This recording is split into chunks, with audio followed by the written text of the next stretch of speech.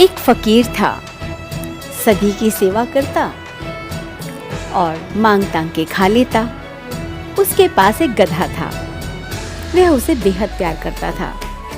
वह एक गांव में रुका तो वहां पर उसका एक शिष्य बन गया और वह फकीर की सेवा करने लगा। अब फकीर को हज पे जाना था। जितने पैसे उसने गांव वालों से इकट्ठे करने थे कर लिए। तब उसने सोचा, भाई मैं इस गधे को बड़ा प्यार करता हूँ, अब इसका क्या करूँ। तभी शिष्य ने कहा, बाबा आप आराम से जाओ, मैं इस गधे का बहुत अच्छे से ख्याल रखूंगा। तभी फकीर ने कहा, हाँ ये मेरा बड़ा प्यारा गधा है, ध्यान रहे इसे किसी चीज की कमी ना होने पाए।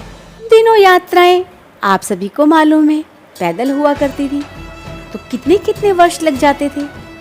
अब वह फकीर का जो गधा था उसकी बड़ी सेवा करता था, यह समझ के कि मुझे बाबा ने दिया है और बाबा बहुत बड़े सूफी हैं। सूफी बाबा का सूफी गधा। अब क्या है कि हारी बीमारी तो लगी रहती है। ऐसे में उस गधे ने कुछ उल्टा सीधा खा लिया और अचानक एक रात उसकी मृत्यु हो गई। वह बड़ा घबराया कि वह अपने फकीर बाबा को क्या जवाब देगा, लेकिन होने को कौन टाल सकता है। फिर उसने सोचा कि मैं ऐसे ही तो इधर उधर नहीं इसको फेंक सकता। ऐसा करता हूँ, जितनी भी मेरे पास जमा पूंजी है या जो भी कुछ है, कैसे भी करके इसकी बहुत अच्छी कब्र बना देता हूँ। ने पास के झोपड़े पे ही उसकी कब्र बना दी।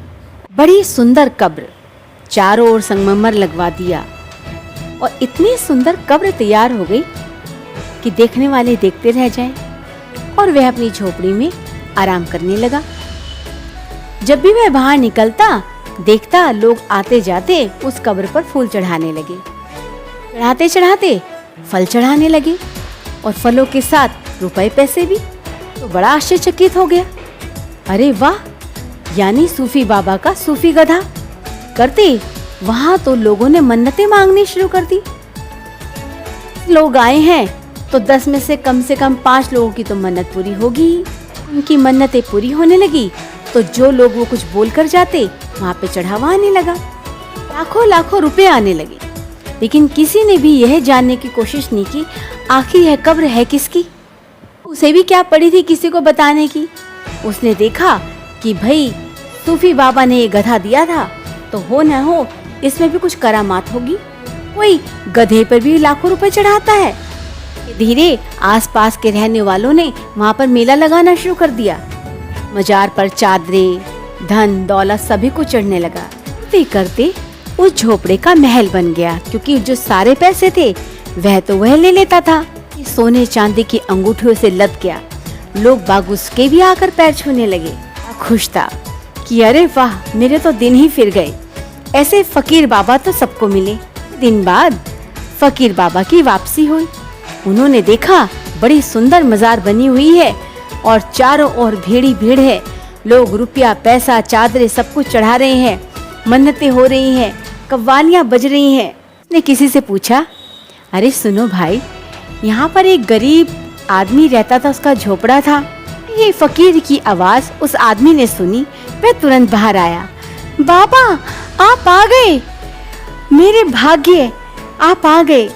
ले गया शानो शौकत का महल तैयार, अंदर नौकर चाकर और बड़े ही ढंग से शरबत और बड़े ही फल फूल मिष्ठान मेवा। इन्हें पूछा, भाई तुम्हारे तो वारे न्यारे हो गए, क्या किया ऐसा। भी शर्मिंदा होकर बोला, अरे बाबा ये सब आप ही का चमत्कार है। आप जो मेरे पास गधा छोड़ गए थे उसकी अचानक तबीयत खराब हो गई, मैं इसके लिए क्षमा मांगता हूँ, परंतु मैंने उसको ऐसे ही नहीं जाने दिया। उसकी बहुत अच्छी कब्र तैयार की। जो कुछ भी मेरे पास था मैंने सब उसकी कब्र पे लगा दिया और देखिए कितनी सुंदर कब्र तैयार की मैंने आपके गधे की। फिर बोला, भाई वाह, सही कहा है किसी ने, भाई ये सच में ही करामाती गधा था। यही सूफी के पूर्वज भी ऐसे थे। जो इसकी माँ थी ना, मैंने भी ऐसे ही किया था और आज मैं उसी के बलबूते खा रहा हूँ और जो पैसे मिले थे उसी की वजह से मैं हज यात्रा पे जा सका। माँ की कब्र मैंने ऐसे ही तैयार की थी, पर जितने ही पैसे थे उसी कब्र से गुजारा हुआ मेरा। और वह दोनों भी फकीर और शिष्य उस गधे की जय जयकार करने लगे। हमारी भी हालत कुछ ऐसी ही है। सच्चाई की तरफ नहीं जाना। किसी ने कहा ये 2 चीज कर लीजिए, इससे आपका उद्धार होगा।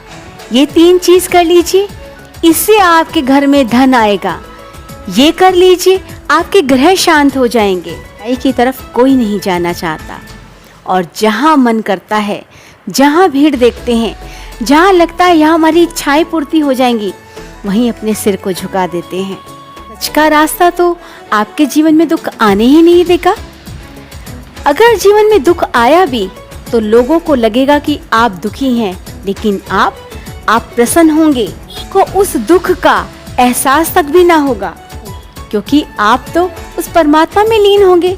जो आपके भाग्य का दुख है वो तो आपको सहना ही पड़ेगा, लेकिन फिर भी वो आपको इतनी सहन शक्ति देगा कि आपके मुख पर उफ तक भी ना होगी तो सिर्फ वाह वाह और धन्यवाद। हमें इन चीज़ों में ना पड़कर उस सच्चाई के मार्ग पर चलना है, उस परमात्मा के मार्ग पर चलना है। करती हूँ कि आपको यह कहानी अवश्य पसंद आई होगी और आप इसको शेयर, लाइक और कमेंट्स जरूर करेंगे। धन्यवाद।